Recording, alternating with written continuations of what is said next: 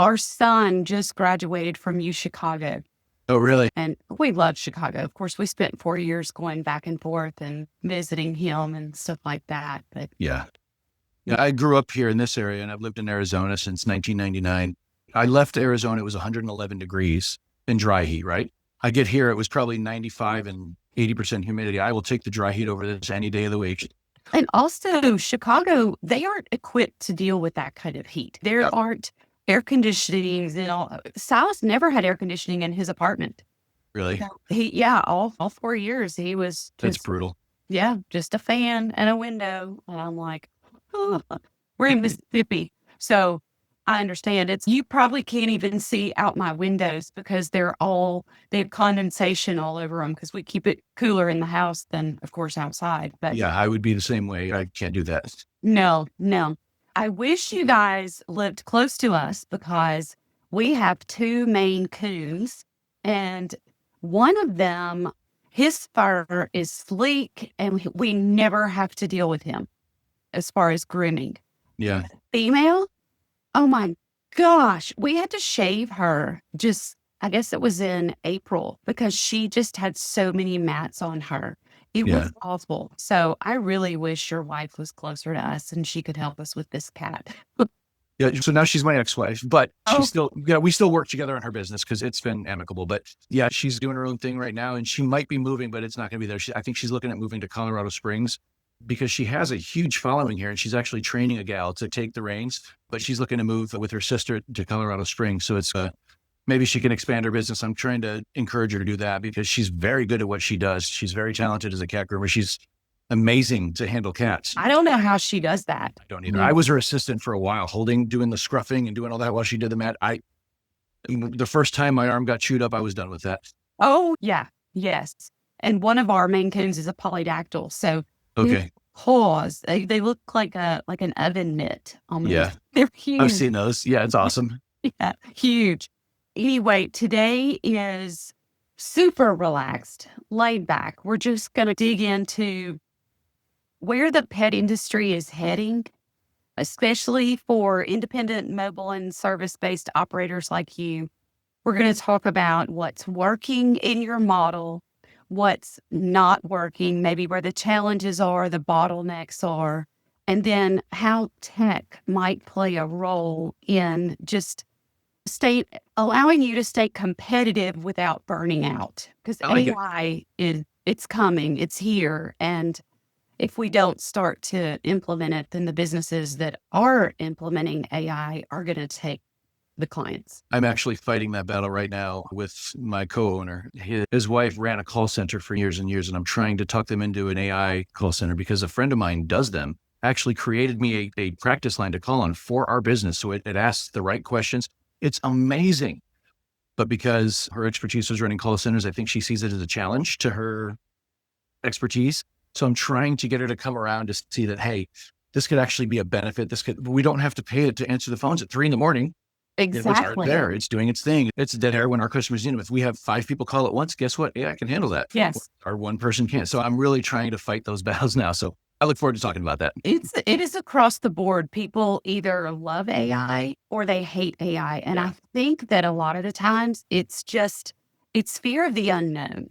They're like, okay, I don't understand it. So I'm just going to push it off and say, no, I'm not interested. I have a girlfriend who has been training her AI. She's all about AI. She actually asked for an introduction to you because she's trying to do podcasts, but she has like something called a bee on her wrist where it listens to everything and helps her with her AI. Like it's an AI wristband that she wears. And it gives her a recap of her day. Hey, remember to do this. Make sure you're working on this. It's unbelievable. Get And out.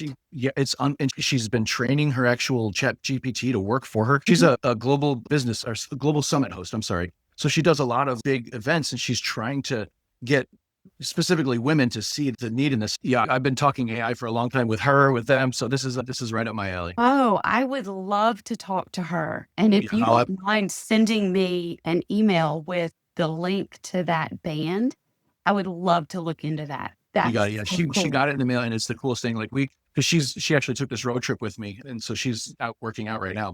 And as we're having conversations, she's like, oh, it reminded me we need to do this and we need to work on this. And it was unreal.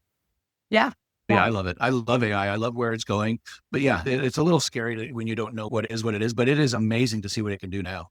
Yes, it is. Okay, let's dig in. Yep. You have built a really creative business that solves real life problems for people. How did it all get started? What does your typical day look like? So it all started about 8 years ago. I was working a job for a company selling HR services and payroll and insurance and wearing a suit every day and kind of just doing the corporate America thing. Through an organization that I was a part of, I actually won a pet food franchise. It was a franchise that was based out of Sweden. I'm sorry, but yeah, it was Sweden. It was You called won Husa. it. Yeah, I won it. So I'm a veteran, and it was through an organization called the Southwest Veterans Chamber of Commerce. There was a member, and she said, I want to give a grant to a veteran to run a branch of this business. So she was the master franchisor for the state of Arizona. I applied, and there was about 50 other applicants, and I ended up winning. And so I was given a franchise as a gift. She wrapped my trailer. She gave me an inventory to start with, everything I needed. And I quickly grew that franchise to be the largest in the country within just a year and a half. And what was the name of the franchise? Husa. It's spelled Husse. It was a Swedish company, and they're no longer in the US. They actually pulled out, which is why I'm no longer doing it. 3 years into my franchise agreement, they said, we're no longer importing into the United States because it was very difficult to import pet foods through the USDA and all that stuff.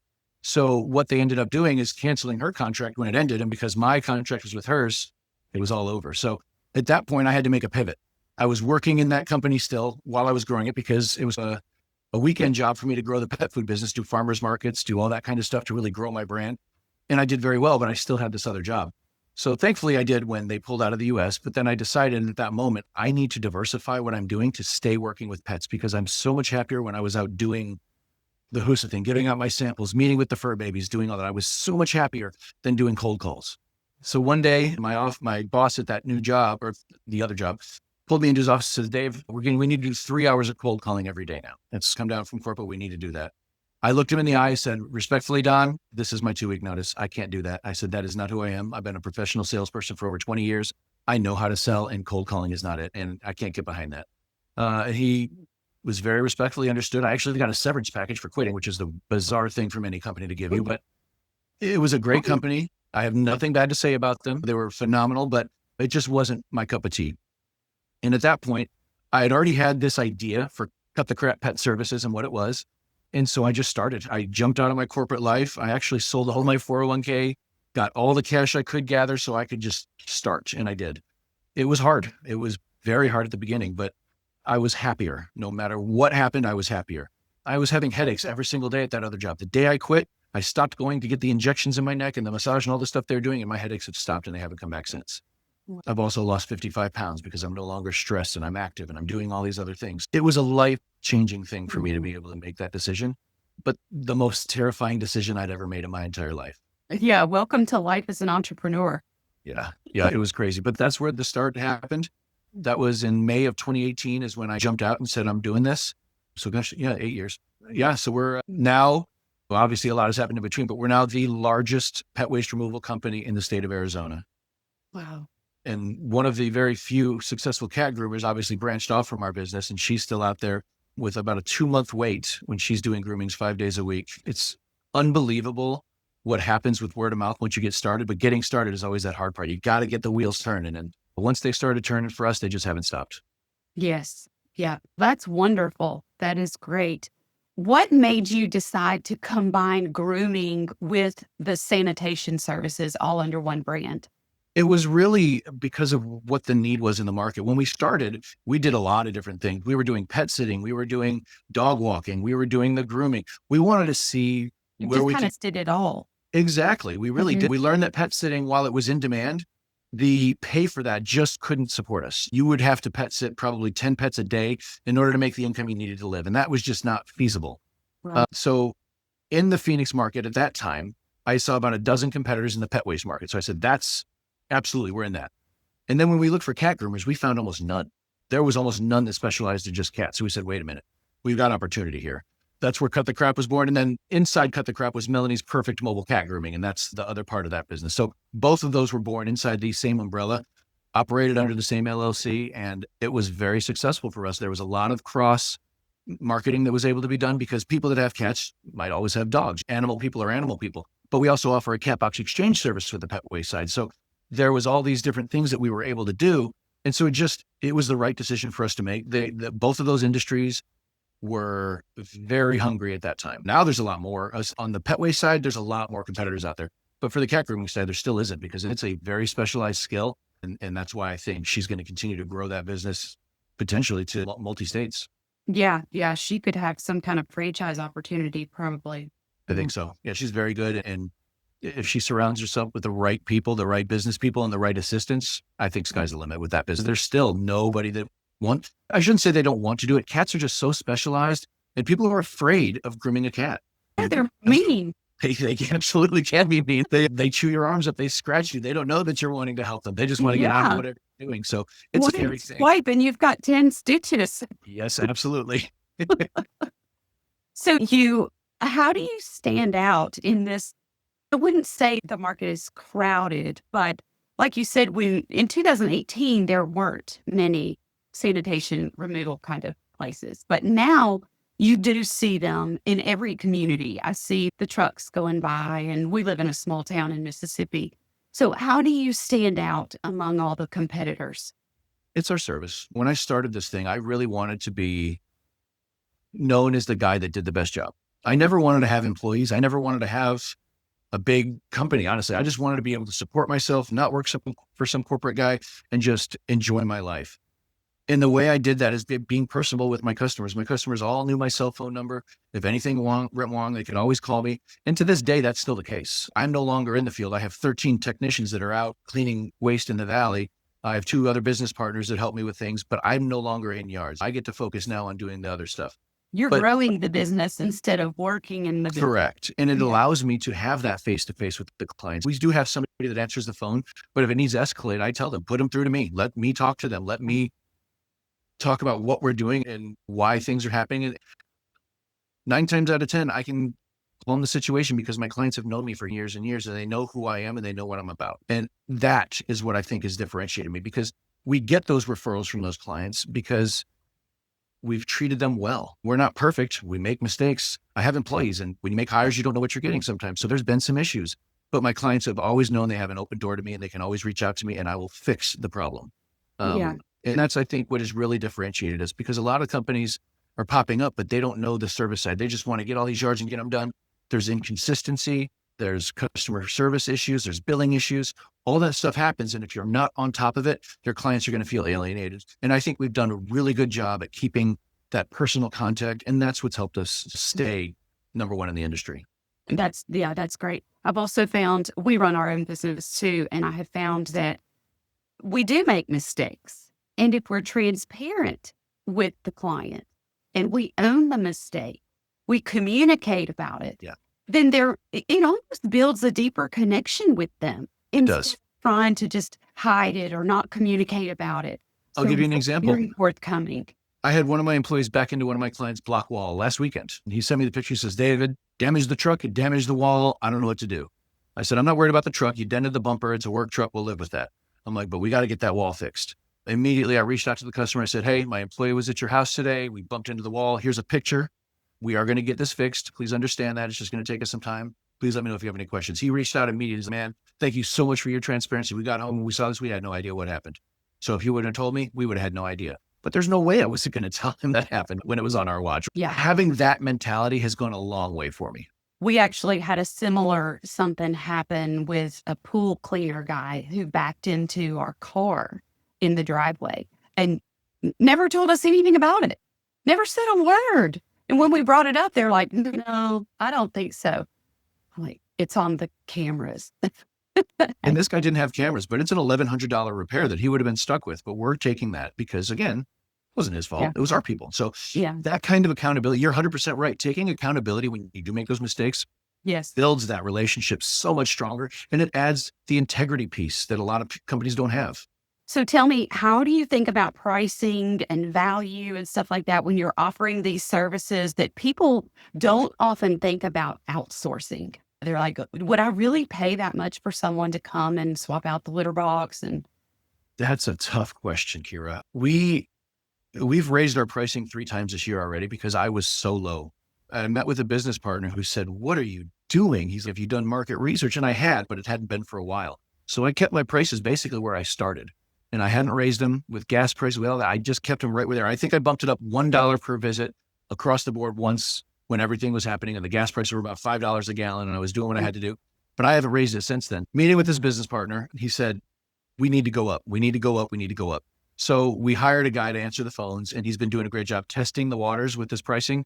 We found, I think, where our sweet spot is, and that's the 78.99 per month is our range. He said, if you go over 80, people won't want to buy it. So what you said is absolutely spot on. You have to find that balance of what people will pay, but what we also need to make as an organization to survive.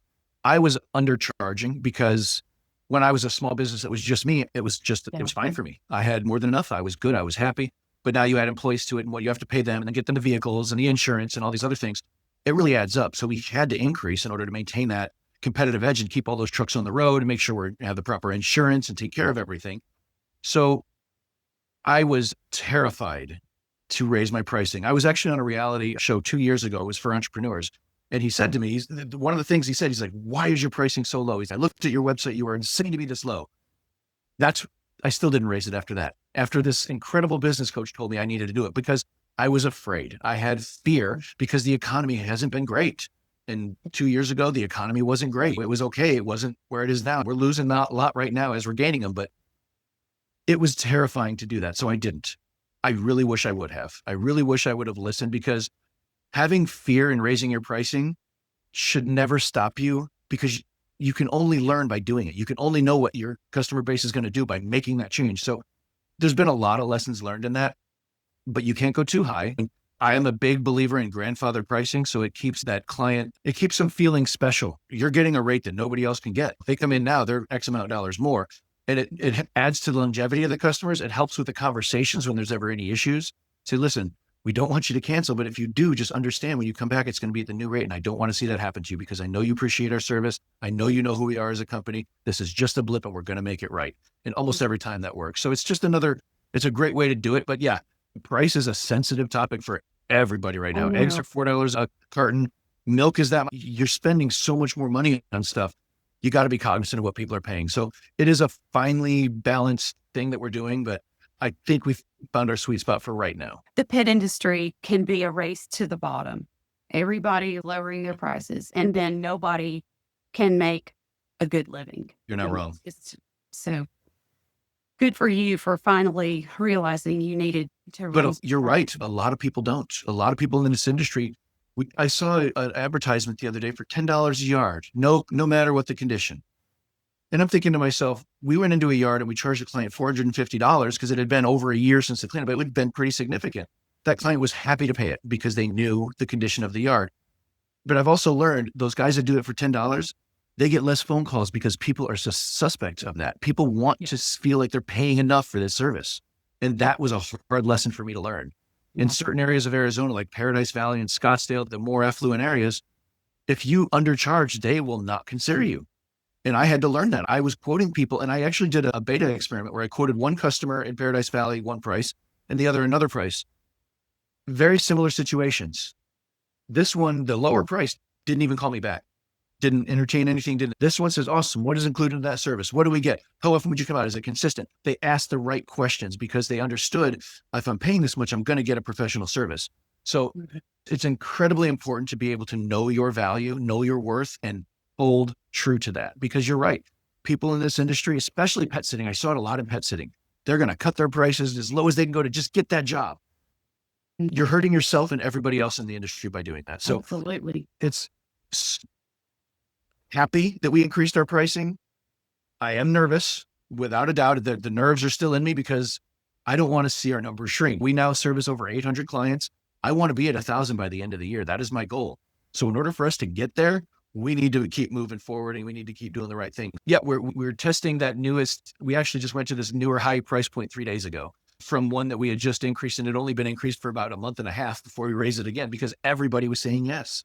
Everybody was saying yes when we were giving them the price. So that's an indicator to us. Maybe it's a great price, mate, but maybe we could go a little bit higher and help. Because we're doing a huge marketing campaign right now, and it's expensive to market. So we need to help fill the coffers while we're doing that, because radio is not cheap. Do you have different options like a good, better, best? We not quite phrased that way, but we do. We based on frequency because you want us to come out twice a week, once every 2 weeks, or once a month. If we come out once a month, it's as low as $50 a month, and we're out there getting your yard cleaned up, and you don't have to worry about it at all. But it goes up from there. So we do offer those packages, but we're working on. It's funny that you say that. We're working on something similar to that because we have a great sanitation product. We have a deodorizer product that we can use. So we're going to try to do some bundling and do the best, better, best is exactly what we were talking about, or a good, better, best. We're going to put that on the website to give those package options for the clients, or they can go a la carte if they want. So we're actually looking at that right now. Yeah. Yeah. I've seen it a lot just in my talking to people in the industry.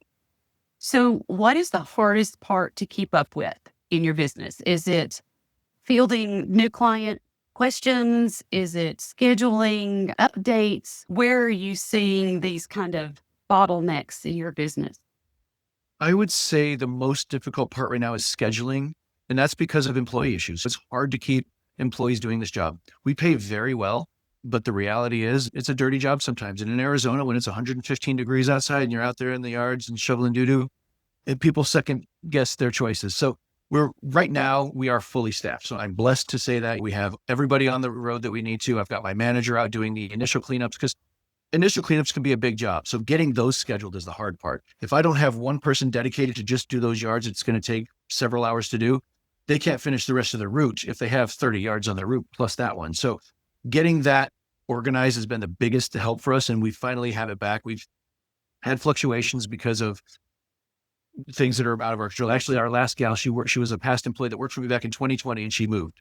And she called, she says, David, I really want to come back and work for you. It was a great opportunity. I really liked it. I'm like, you know what? Awesome. Let's do that. Come on back. And literally 4 days into the job, her mom kicked her out of the house and she had to go back to Wyoming. So she was gone. So it broke my heart, not only for us, but for her, because she was so excited to be back. And she remembered some of the yards. She's, oh, I remember this Rowdy. And so it's just finding people like that is rare. When I go through my hiring process, I talk a lot about dogs and not much about the customer, because the dogs are who you're going to have to get along with. You're in the yard with the dogs and you're me and the cats. You're doing their litter box. You're making friends. It's the greatest part of what you do, but you can't be afraid of dogs. I have an employee now who's terrified of dogs, and I'm working with him and I'm telling him, you've got to be able to be the alpha. You've got to be able to not run away. He literally ran from a dog in a yard. I'm like, that is rule number one. You don't run ever from a dog. Oh, that's just great sport right there. Yeah. And he went over the wall. He's a great in shape young man. He's like 22. He's an MMA fighter, but he ran from that dog. I've never seen anything in my life.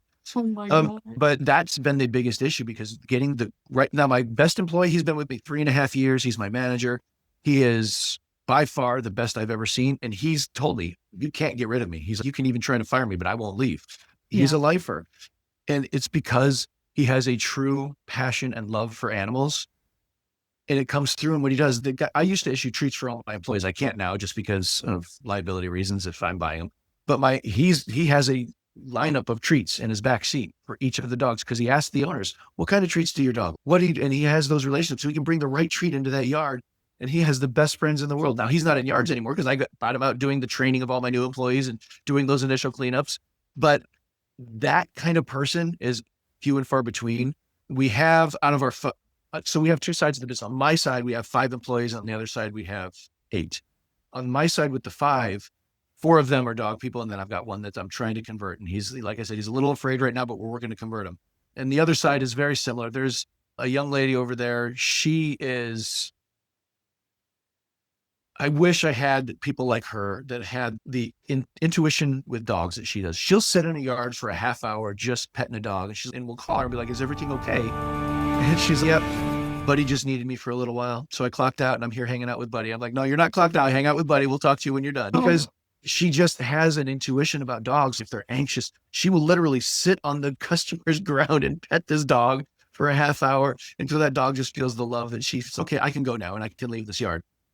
But on the flip side of that, again, if you're afraid of dogs, you can't enjoy the job like that. So it's finding those golden nugget employees and then being able to schedule properly once we have all of them in place. That's the sweet spot. Marketing is always a challenge, but I think now that we've gone the mass marketing route with it, we picked a very popular radio show and we're doing some sponsorships. They actually have an organization, a nonprofit dog organization that they work very closely with. So we're going to be sponsoring events for that organization. as well as having the actual host of the radio show talk about us on a daily basis on how great of a job we do. We service their yard and do all that stuff. So he gets to talk about how awesome it is.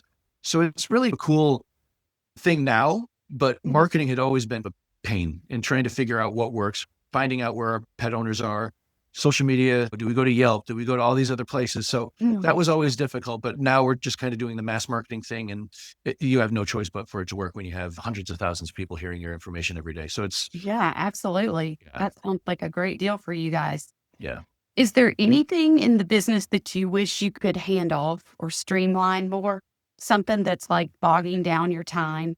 I just did. So not now. Payroll was one of, I still do some payroll, but like the invoicing for our clients, I was able to get rid of that through a new system, actually through technology, getting a lot of the stuff done for me. I was using a great invoicing system and it had recurring invoices and all that kind of stuff. But because of the changes I had to make on a month-to-month basis, I couldn't quite, I still had to go through and manually do all the invoices. And now that's gone. Now we've been able to find a way to do that and just streamline it, and everything goes out. It's QuickBooks, which I'm not a huge fan of, but it goes out and it streamlines through them and it works. So right now I'm literally I'm trying to outsource another aspect of it. And that is making the routes. And I'm in the process of actually working to get that, again, more technology. A new CRM that we're using has the ability to show the routes with little pins on a calendar in different colors for the routes. So now we can put all the routes in here. We can see that, and then we can make them efficient, and we can do all that kind of stuff. And we can also make them consistent, because we're not going to have those initial cleanups at the beginning of a day where we have to change the order of the routes and cut down a route because you're going to be at this yard for 3 hours. So I'm actually in the process of doing that right now, because that has been the biggest thorn in my side for so long. Is Oh, I just bet. creating these routes and making sure that every customer gets the service they need. So you put the addresses in this platform and it gives you the most efficient way to get from one place to the other. Is that That's right? part of it. Yeah. So that's part of it, but also looking at all of our routes combined and seeing where can we be more efficient? Where can we take some off of this route and put it on this route for this employee? Where can we do those? But yeah, right now I literally copy and paste the addresses into a program, put them in there, and then hit optimize route. And then it creates that. And then I put it on the employee's calendar. And I do that on a nightly basis right now. And that's going to go away as soon as we can get all this input into the system. Because what I'm doing is I'm currently inputting these customers into the system, creating the routes as they are now. And then we could look to make them more efficient by just looking and color coding things. So I'm really excited to get that done. We're about 75% of the way through that conversion. I took a little pause to leave town for a family emergency, but as soon as I get back, I'm going to hit the ground running, and it's going to be right back to it, because that is going to free up my time to where I can do what I really want to do. And that's go do charity events, go network, go Yeah. build this Build the business in a business. true way, in the right way that I want to, through community service, through positive things, through action. I'm so excited to do that. So I'm waiting, chomping at the bit to get there. Yeah. It sounds like you are leaps and bounds ahead of where most businesses like sanitation services, I think, would be. They don't even consider using technology and AI. They think, just hop in the truck, go from place to place, clean the yard, and then Yep. on to the next one. But kudos to you. You've got it together. I really am impressed with what all you have accomplished in this Thank you. I business. really appreciate that. Yeah, yeah. Is there anything that you want to add? Like where do you see the business in 6 to 12 months? I'm excited because technology is doing things right now, and we spoke a little bit about it, but I'm excited to see what AI can do in this industry. We're testing call centers right now using AI. I'm trying to get some of my other business partners on board with it, because again, new technology scares people. They don't understand it. They don't think it's going to work the way they want it to. And then you always have that 1% that think it's going to become the Terminator and kill you. But people legitimately are not looking at what it can actually do. I started looking at AI 2 years ago when ChatGPT just came out and they were doing a little stuff here and there. And I'm like, this is neat. It was a little wonky back then, but it was neat. And looking at what it can do now, It's my friend has a mind-blowing. bracelet that listens to what she says on a daily basis, gives her notes and tells her what to work on to make sure she's great for the next day. The AI call center, literally when you call it, you could hear a background noise. It sounds like a real person. They're asking questions. They're repeating the answers back to me. It's unbelievable what it can do. I think 1 year from now, if I have my way to see what happens with this business using technology, we should be nationwide within a year. There is no reason we shouldn't be, because that's my goal. I partnered up with somebody in October, and that's our goal, is to grow nationwide. His goal is 3 years. My goal is in this next year, because I think if we use the right technology and if we do it the right way, it can absolutely grow our business like crazy. He's actually looking at acquiring a company right now just for some software they have for the route planning. Their business takes trash cans and pulls it to the curb, but they have an amazing technology in that suite for their employees to be able to manage it and do all this stuff. We want our hands on all that. So technology is a game changer. If you're not looking at technology, like when I started this business, and I'll be honest, right now, I still use it because we're making the transition. I use Google Maps, Google Calendar. That's how I ran my business. That's how I still run my business. It works fantastic, but it's tedious. It's a process. I feel like a kid in a candy store right now, seeing all the technology that's out there and seeing what it can do, because it is so exciting. It is so exciting to see what AI is going to do. It's not only AI, but just the root technology, the software that is out there. I can't wait. I can't wait to see where the industry goes, honestly. And I think if I have my way within the next year, we will be nationwide. I can't wait to see it, David. I cannot wait to follow you and see what you are going to accomplish, because I think you've got it going. You are Thank you, ready Kira. to I really do appreciate you take saying it that. nationally. Yes, absolutely. Can you think of anything you want to add? For anybody that is watching right now, I just want to let you know it doesn't matter what you do. It doesn't matter what the business is. You make it what you want to make it. I remember when I quit my corporate job and started cleaning up dog crap.